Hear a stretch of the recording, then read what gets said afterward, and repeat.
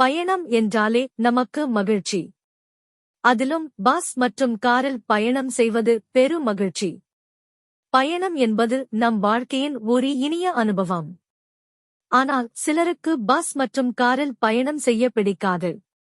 அதற்கு காரணம் அவர்கள் பஸ் மற்றும் காரில் பயணம் செய்ய தொடங்கியதும் தலை சுற்றல், மயக்கம், வாந்தி போன்ற அசௌகரியம் வந்து விடுகிறது. மகிழ்ச்சி தர வேண்டிய பயணம் மனவேதனை தருகிறது. இதற்கு காரணம் மோஷன் சிக்னஸ் எனும் பயணப்பிணி அல்லது இயக்க நோய் ஆகும். இந்த மோஷன் சிக்னஸ் நோயை எளிதாக குணப்படுத்த எளிமையான வழிமுறைகளை இந்த காணொளியில் காணலாம். அதைத் தடுக்கும் இயற்கை வழிகள், மேலும் மருத்துவ சிகிச்சை குறித்து விரிவாக பார்க்க இருக்கிறோம். இறுதி வரை இந்த வீடியோவை பாருங்கள். வெல்கம் டு உணவே உயிர், ஃபுட் இஸ் லைஃப். இயற்கை வாழ்வியல் முறையில் நலம் காப்போம். Tamil health tips channel.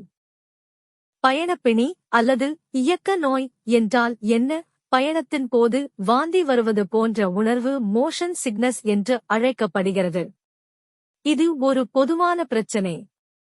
குறிப்பாக மலைப்பகுதிகளில் அல்லது நீண்ட பயணங்களில் செல்லும்போது இது அதிகமாக ஏற்படுகிறது. இதற்கு காரணம் நமது மூளை பெறும் முரண்பாடான தகவல்களே ஆகும். மூளையில் ஏற்படும் குழப்பம்.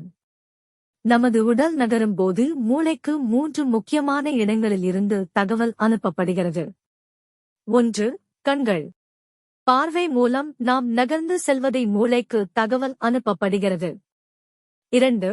காதில் உள்ள சமநிலை அமைப்பு, வெஸ்டிபுலர் சிஸ்டம். இது உடலின் நிலை, இயக்கம் மற்றும் சமநிலையை நம் மூளைக்கு உணர்த்துகிறது. 3. ப்ரோபரியோஸ்டர்ஸ்.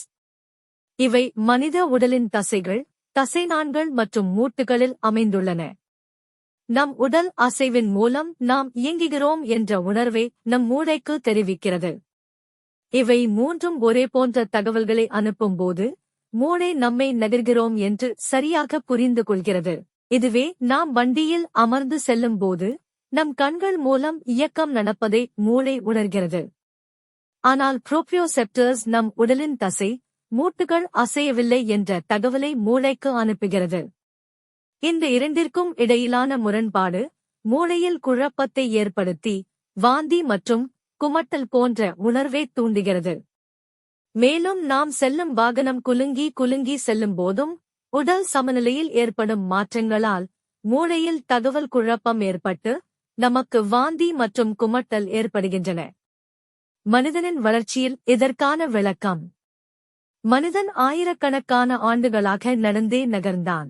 அதனால் நகர்வது என்றால் உடல் அசைவோடு சேர்ந்து நிகழும் ஒன்று என்று மூளை புரிந்து கொண்டது. இதனால் நாம் சமநிலையில் நடக்கிறோம்.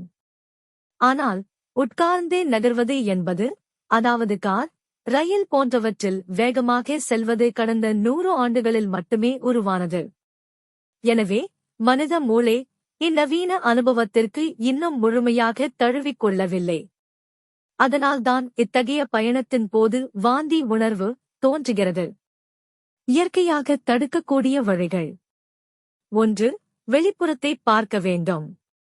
பயணத்தின் போது ஜன்னலோர இருக்கையை தேர்ந்தெடுக்கவும். தூரத்தில் உள்ள மரங்கள், மலைகள் அல்லது கட்டிடங்களை பார்க்க வேண்டும். இது மூளைக்கு சரியான நகர்வு தகவலை அனுப்பும். இதனால் நமக்கு வாந்தி மற்றும் குமட்டல் போன்ற உணர்வுகள் வராது. 2.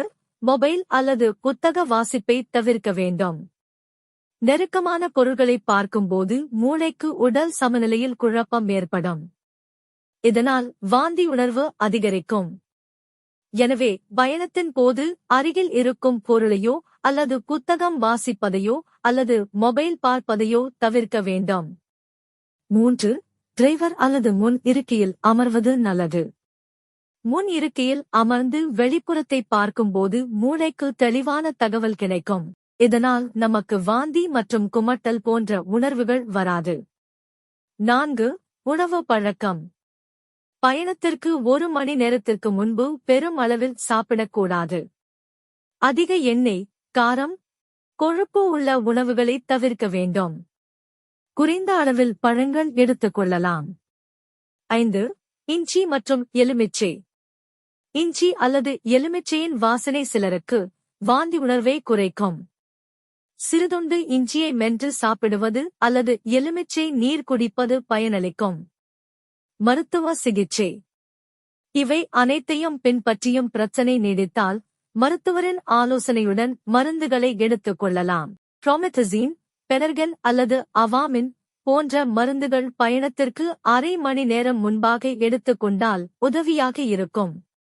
உங்கள் மருத்துவர் பரிந்துரையின்படி இந்த மருந்துகளை உட்கொள்ளலாம். இது சிறிய தூக்கத்தை தரும், ஆனாலும் வாந்தி உணர்வை சிறப்பாக கட்டுப்படுத்தும். ஒண்டன்செட்ரோன், டோம்பெரிடோன் போன்ற சாதாரண மருந்துகளால் மோஷன் சிக்னஸுக்கு பெரும்பாலும் பயனில்லை. மொத்தத்தில், ஜன்னலோர இருக்கையில் அமர்வது, வெளிப்புறத்தை பார்ப்பது, மொபைல் மற்றும் புத்தக வாசிப்பை தவிர்ப்பது, பழம் போன்ற எளிய லேசான உணவு எடுத்துக்கொள்வது, இவை அனைத்தும் மோஷன் சிக்னஸை இயற்கையாக குறைக்கும் சிறந்த வழிகளாகும். இந்த எளிய முறைகளை பின்பற்றினால் உங்கள் அடுத்த பயணம் வாந்தி உணர்வு இல்லாமல் சுறுசுறுப்பாகவும் இனிமையாகவும் அமையும். உங்கள் பயணம் மகிழ்ச்சியாக அமைய வாழ்த்துக்கள். ஒரு அன்பான வேண்டுகோள். இந்த வீடியோ பிடித்திருந்தால் லைக் பண்ணுங்கள், சப்ஸ்கிரைப் பண்ணுங்கள், கமெண்ட் பண்ணுங்கள். மேலும் உங்கள் நண்பர்களுக்கும் சொந்தங்களுக்கும் ஷேர் செய்யுங்கள். அவர்களையும் சப்ஸ்கிரைப் செய்யச் சொல்லுங்கள். உங்களுடைய ஒவ்வொரு சப்ஸ்கிரைப்பும் மென்மேலும் எங்களுக்கு சிறந்த வீடியோக்களை உருவாக்க உதவியாக இருக்கும். நன்றி. வணக்கம்.